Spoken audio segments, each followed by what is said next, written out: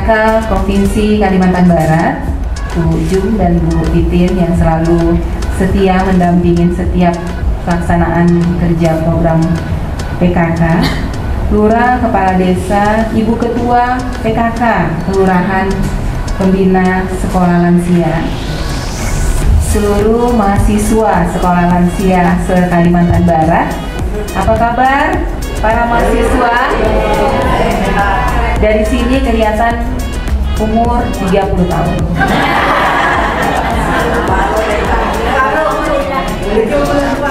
Iya, dari sini umur 30 tahun.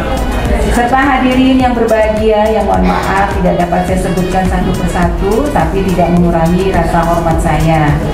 Mengawali sambutan ini, marilah kita panjatkan puji syukur kehadirat Allah Subhanahu wa Ta'ala, Tuhan Yang Maha Esa, atas ridho dan perkenannya kita diberi kesempatan, diberikan kesehatan, dan selalu diberikan kebahagiaan untuk hadir dalam keadaan sehat walafiat. Dan amin ya rabbal alamin, yang penting bahagia ya Bu ya, dan sehat. Saya ingin mengucapkan terima kasih kepada Bapak Ibu mahasiswa, mahasiswi Sekolah Lansia atas partisipasinya di tahun ajaran baru di Sekolah Lansia tahun 2024. Nah, jadi sebelum yang lain mulai ajaran baru, kita harus sudah mulai dulu nih. Nah, itu menunjukkan bahwa semangat kita di atas rata-rata, harus lebih semangat dibanding dengan para mahasiswa yang ada di fakultas universitas. Betul kan? Tadi kata Ibu Nilu, ayo kita sekolah lagi sampai nanti ke jenjang S3 ya Bu ya. Ya. Bapak Ibu yang saya hormati, perlu kita sadari bahwa proyeksi saat ini penduduk Indonesia menuju angka era penduduk menua, karena jumlah lansia sudah menembus angka lebih dari 10% populasi. Tadi Ibu Mitauli menyampaikan di Kalimantan Barat ada 9% ya Bu untuk lansia. Nah, perlu kita ingat bahwa era bonus demografi selesai, penduduk usia produktif yang semula mendominasi akan bergeser menjadi penduduk usia tua. Hal ini disebabkan gencarnya pembangunan kesehatan dan sosial ekonomi yang dilakukan oleh pemerintah Indonesia, sehingga usia harapan hidup penduduk Indonesia mengalami peningkatan. IPM kita juga kan disampaikan mengalami peningkatan karena berbagai faktor. Salah satunya adalah usia harapan hidup penduduk. Menyikapi fenomena tersebut, kita semua perlu memperhatikan kebutuhan lansia yang jumlahnya semakin meningkat. Nah, Sekolah Lansia menekankan konsep pendidikan sepanjang hayat, yakni pendidikan dapat dilakukan kapan saja dan di mana saja tanpa dibatasi oleh usia yang berlanjut sepanjang hidup. Dalam pengertian lebih luas, pendidikan sepanjang hayat menuntut adanya lembaga pendidikan resmi. Namun melalui pendidikan non formal seperti keluarga, masyarakat yang bertujuan untuk meningkatkan pengetahuan, untuk meningkatkan pribadi yang lebih baik. Harapan kami para mahasiswa sekolah lansia dapat menuju lansia smart. Yang pertama, sehat, mandiri, aktif, produktif, bermartabat, dan menjadi lansia tangguh secara utuh yang berguna bagi diri sendiri, keluarga, masyarakat, dan tentunya untuk negara. Nah, tadi saya ingin menyambung penyampaian dari Ibu Nilu bahwa lansia ini harus menjadi, kalau dari saya, lansia ini harus menjadi duta-duta pencegah stunting di Kalimantan Barat. Nah, jadi saya tidak menyebut lansia ya, mahasiswa ya, mahasiswa-mahasiswi lansia harus menjadi duta stunting di Kalimantan Barat. Karena apa? Karena di dalam 7 kali pertemuan itu, di dalam materi-materinya juga sudah disampaikan ya Bu Pinta ya, tentang apa itu stunting, bagaimana cara pencegahannya. Dan kalaupun belum ada, mudah-mudahan kita bisa menambah ya Bu, bisa menambah materi untuk tentang pencegahan stunting.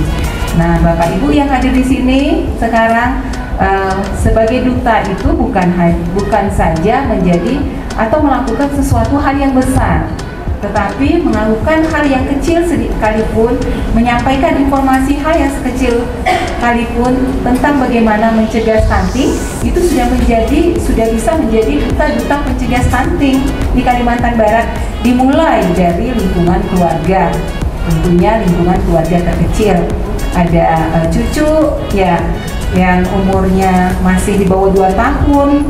Nah, dari memberikan edukasi penting tentang pola asuh, khususnya dari pemberian makan, yang mana kita ketahui bahwa memberikan 3 komponen utama penting, yaitu karbohidrat, kemudian protein hewani, dan lemak, sangat membantu generasi kita dalam mencegah stunting.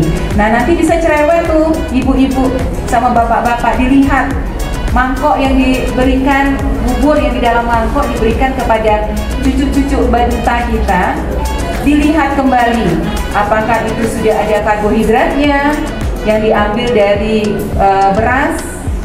beras putih, bubur beras putih, kemudian protein hewani yang terdiri dari ikan, daging, ayam, telur, dan seafood.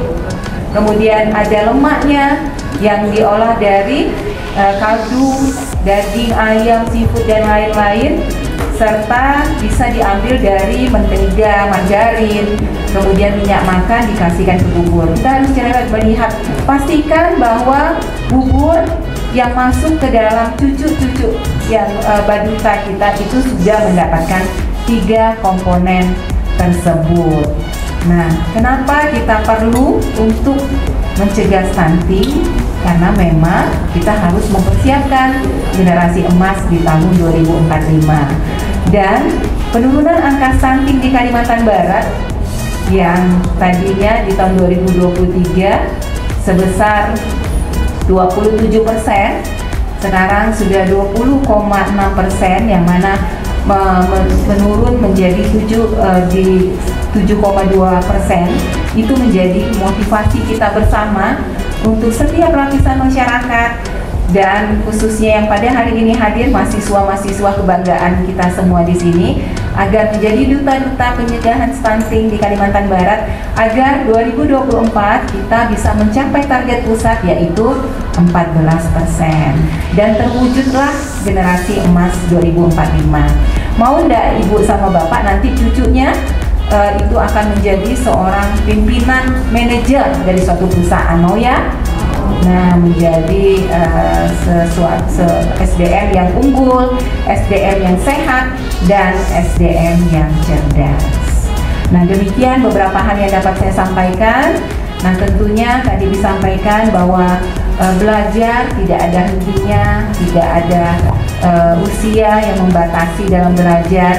Dimanapun kita belajar, dengan siapapun kita belajar, untuk menjadi pribadi-pribadi yang lebih baik, dan tentunya bisa bermanfaat bukan hanya di keluarga, di lingkungan masyarakat, bagi pemerintah Provinsi Kalimantan Barat, dan bagi negara Indonesia.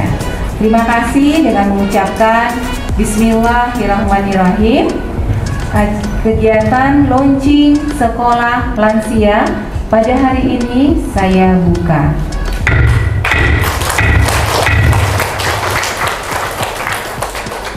Wassalamualaikum warahmatullahi wabarakatuh.